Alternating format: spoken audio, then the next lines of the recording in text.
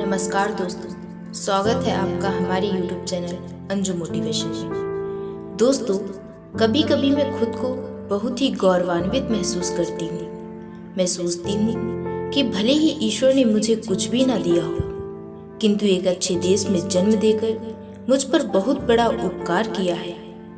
मुझे गर्व होता है अपने आप को उन लोगों का वंशज कहने पर जिन्होंने दुश्मनों की औकात को अपनी तलवारों पर तौल दिया।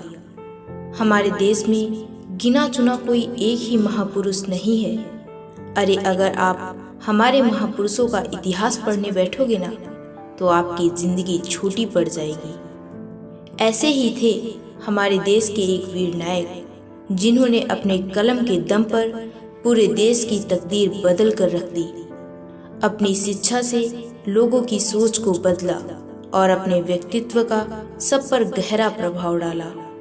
लेकिन दोस्तों, क्या आप जानते हैं कि बाबा साहब को शिक्षा प्राप्त करने के लिए कितना संघर्ष करना पड़ा?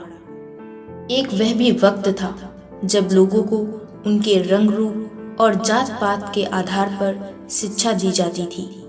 हमारे बाबा साहब, जो कि महार जाति से ताल्लुक रखते थे, उस वक्त इस जाति को बहुत ही नीच समझा जाता था। उच्च जाति के लोग यह समझते थे कि इन लोगों की जिस वस्तु पर भी नजर पड़ जाती है, वह वस्तु भी अशुद्ध हो जाती है। बाबा साहब जी को विद्यालय में ना तो किसी चीज को स्पर्श करने का अधिकार था और ना ही किसी के साथ बैठने का। यहाँ तक बाबा साहब जी को पानी पीने तक का अधिकार नहीं था। वह जिस भी बर्तन में पानी पीते थे, उस बर्तन को अशुद्ध समझा जाता था। उन्हें कक्षा से बाहर बिठाया जाता था तथा समाज में उन्हें किसी भी प्रकार का समानता का अधिकार नहीं दिया गया।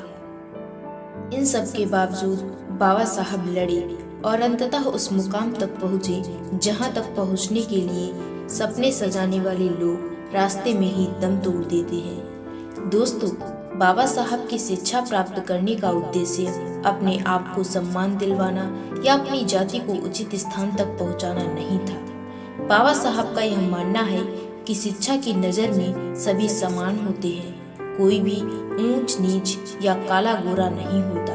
इसीलिए हमें शिक्षित होने या किसी उचित स्थान तक पहुंचने पर अधिक घमंड नहीं दिखाना चाहिए, क्योंकि घमंड वह दीमक है जो कि शिक्षा नामक वृक्ष को धीरे धीरे खत्म कर देती है। इसीलिए दोस्तों, अपने हृदय में विनम्रता को जगाइए और प्रगति पथ पर आगे बढ़िए। Thanks all of you watching for my video.